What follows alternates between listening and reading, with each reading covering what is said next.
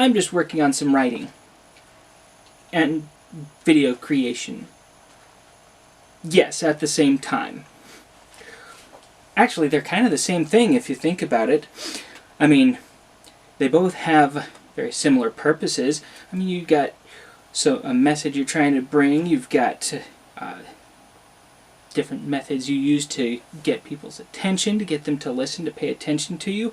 Really, when you boil it all down, writing and videos both rely a lot on rhetoric. Video is really the way that rhetoric has been moving for quite some time. The more we progress with technology, the more things are available online, the more we rely on videos for all kinds of communication. While academic writing and communication has always tended to hold back somewhat, to try and rely on traditional modes, I think that it will also be progressing more toward this direction. Are you sure this is the guy that we really want to be our host for this? He doesn't seem that good on camera. We're stuck with him? Oh, okay. Of course, I want to talk about academic writing progressing toward video, but I think first we need to go look at some of the history behind it, why it is that I'm talking about this. And I think a good place to start is by discussing the influence of YouTube on communication in general, but specifically academic type of communication. YouTube came on the scene about 15 years ago. There had been a few other different video production opportunities for non-professionals at the time, but YouTube really picked things up and created a business out of it that at first was marketed more toward just people who wanted to put silly stuff out there, various different types of videos, but the more it became a business, get on with it. The more we see the professional side of things coming into it, and the more attention it got from society and from academia. So one thing to consider with regard to YouTube and communication is how it changed the way communication is distributed. As one article explains, YouTube as a popular video sharing site surely influenced and changed the way information can be distributed. The growth and popularity of this website can be recognized through the number of unique users and hours of videos that are being watched every day. So, hours of videos, thousands, millions of users, viewers from all over the place using this form of communication to spread ideas, present art in various forms, and it has also been used to present various academic messages. Mostly it's been used for entertainment, but it has changed the way that information can be distributed, can be brought from one person to another, from one organization to another, from an organization to... Yeah, YouTube changed communication practices. We get it. Get on with it.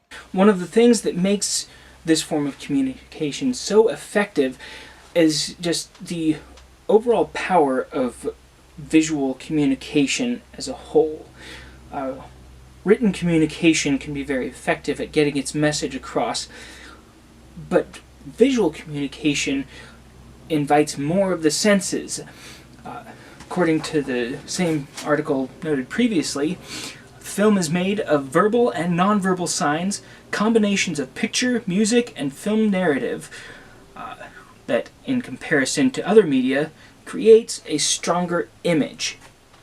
Basically, video ties in a lot more of the senses. Of course, you can't get smell, but you get the visual, you get the sound, you can read sometimes things are put up on screen for you to read, whereas with writing, all you can do is read. You have to imagine the sounds, you have to imagine the appearance of things. and it takes longer to get the message across. With a visual, you can get a message across instantly, whereas it would take maybe a page of description of written communication to get the same message across to your audience. So it's easy to see how YouTube can be so powerful, how that kind of communication can work to the great advantage of the person using it to present their ideas. There is a downside with this as well. Downsides may include cramps, bloating, vomiting, upset stomach, diarrhea, a host who is terrible on camera, and painful urination. According to Lei Guo and Lauren Lee, studies have shown that the majority of the favorite and most viewed YouTube videos include entertainment-oriented content. In other words, YouTube videographers not only choose to be amusing, but they also have to be. Basically, there is a production logic with YouTube that you have to be entertaining in some way. You have to find some way to get your audience to laugh or to cringe or something that gets their attention and entertains them, keeps them occupied, wanting to watch more, wanting to pay attention to what you have to say.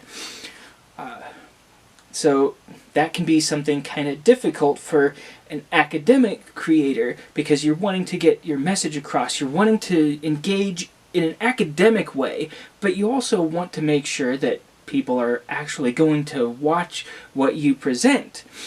So, in some ways, it feels kind of like a bit of a double-edged sword. Ha-ha! Where was I? Ah, yes. The need to be amusing. That is one downside of this new visual form of communication with regard to academic works. Just this need to be amusing for your audience, rather than just being able to present your academic research or new ideas for something to move your field further, to progress things. And sometimes that might seem like it could be rather difficult using YouTube. Guo and Lee also state one of the most important findings is that YouTube's institutional agency and its entertainment principle of LOL or leave consistently constrained the vernacular discourse on the site. On YouTube, uploaders strive for view counts, and viewers come for an entertaining rather than educational experience. So there's the difficulty. You're wanting to educate your audience. You're wanting to bring a message to enlighten them, to get them to think about something in a new or different way.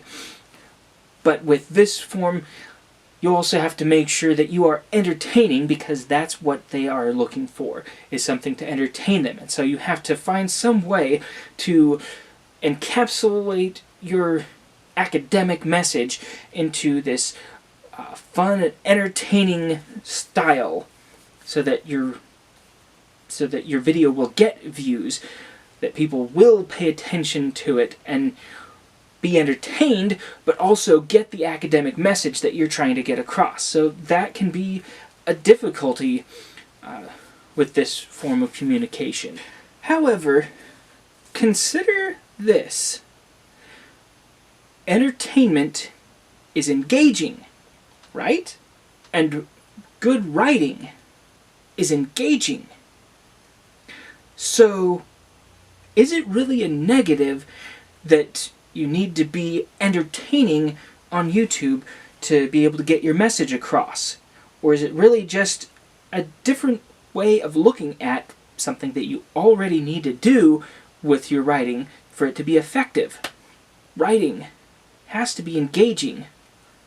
You have to find some way, some hook, to get your readers interested in what you're reading, or in what you're writing. And find some way to keep them interested. Even if the subject in and of itself may not interest them, you want them to continue reading to find out what you are trying to tell them about the subject. The same goes for a YouTube video. yeah, you're trying to entertain them, but you also are using that entertainment to influence them, to present ideas. And that's something that a lot of people on YouTube do. There's a lot of people on YouTube that are referred to in society as influencers. That's what they do. How is academic writing any different, really? And consider this. Grace Choi writes, because engaged students can show more willingness to learn, they can strengthen the connection with educational content. Engagement can be seen in lecture videos, which are frequently used in online education, and they demonstrate digital storytelling that could be further recognized as a way to increase engagement. Digital storytelling is defined as a process of creating a digital representation of a story by utilizing images and first-person narration. Isn't that a big part of writing? Even academic writing? You use those different tools in your writing to engage your reader so that they will pay attention to your message. You use those same tools in a video to engage your reader so they will listen to your message. They will be entertained and pay attention. And while they're paying attention, the message seeps in. Already there are educational videos that have been using this to their advantage. In my research, I found a couple of examples that do a good job, I think, of demonstrating this use of entertainment, something to engage the audience and get them to pay attention to the message, to entertain them in some way so that they will learn. So, academic writers are finding ways to use outlets like YouTube to their advantage, adapting their purpose to use the entertainment aspects to effectively capture and maintain their viewers' attention, thereby making their message more effective. Not only are they able to get people to pay attention to their message, the entertainment aspect, coupled with the use of multiple senses, makes the message more memorable. Engage sensory drive!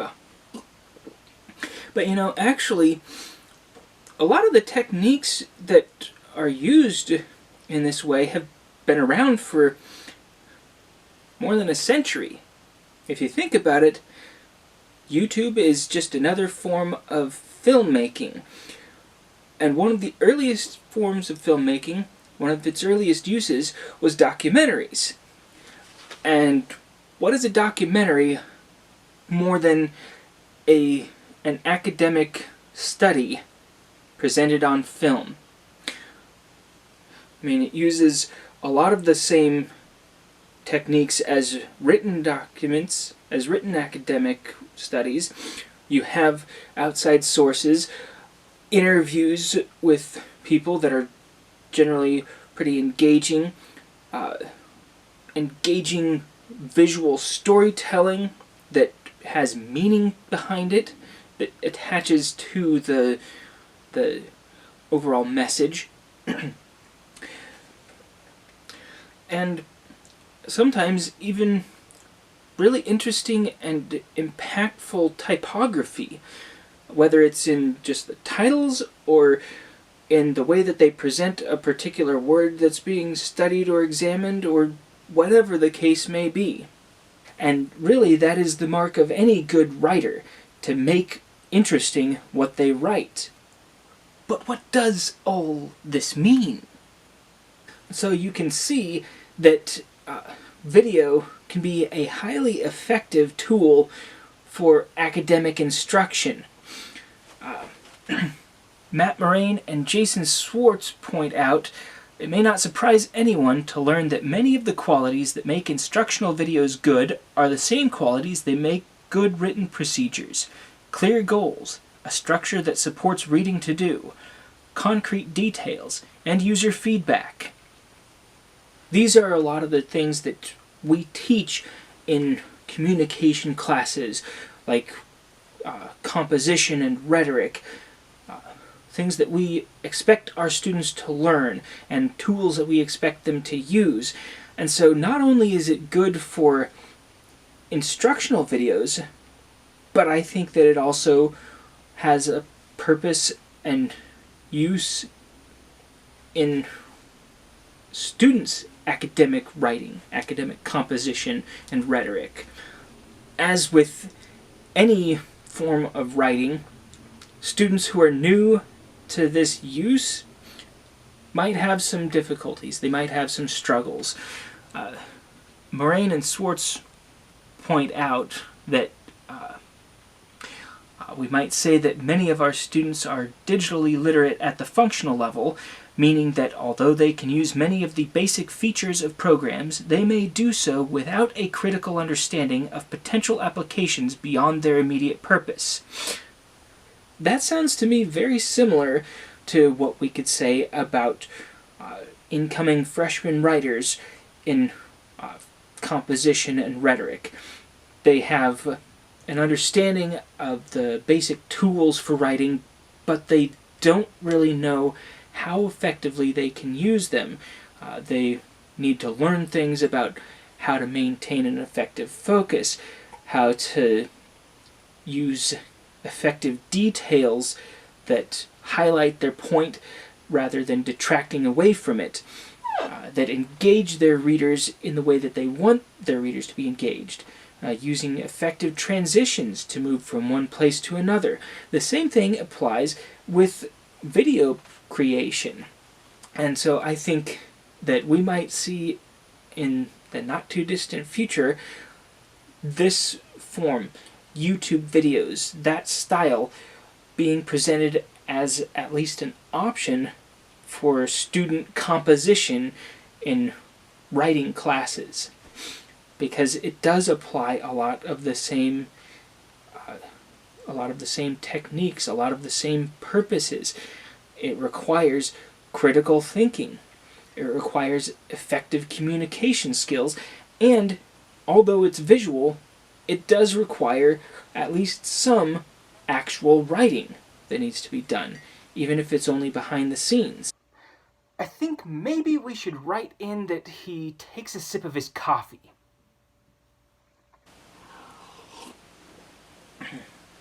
Like Moraine and Swartz point out, viewers who are familiar with genres of instructional documents will recognize in those videos several familiar conventions, such as introductions, procedures, and demonstrated steps. And on the basis of that experience, those viewers may have some sense of how text and images contribute to an instructional message. A way that I see to translate this into teaching this as a form of composition or rhetorical composition for students, they see how it is done, they see what can be done, and then explore different ways of how to do it. Consider the messages. I think about the rhetoric and composition class that I've been teaching. One of the early assignments was a rhetorical analysis, where I wanted my students to choose some visual.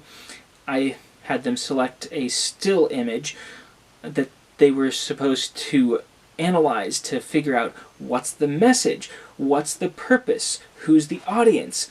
The same thing applies with videos.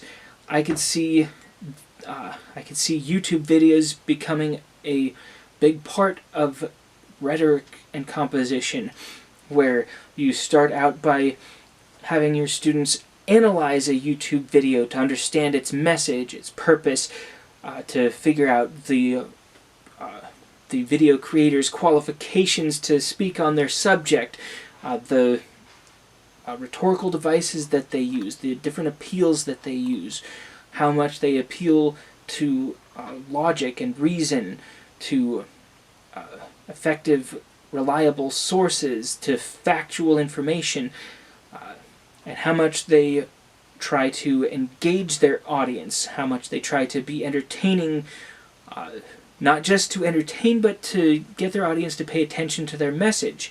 Like this message? No, he's talking about the message that the students present. So there's a lot of different ways that I can see this being used. So you start out by just analyzing it, and then further down, maybe they are expected to use this media to create their own argument. I shall argue the point with you.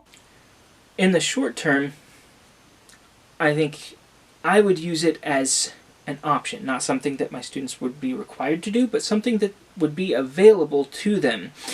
Because, of course, it would be a step beyond the writing, because they would have to be able to understand the writing aspect of it, but then to be able to move on to the next step of presenting it in a video format would add a whole new layer. And some students may not be ready for that. Some students may not be comfortable with that. So, in the long run, maybe it will overtake written rhetorical composition classes. In the short term, I think that it will at least supplement the situation. Dietary supplements are available at most drugstores. Well, I hope that I have been both entertaining and informative, and I bid you a good day.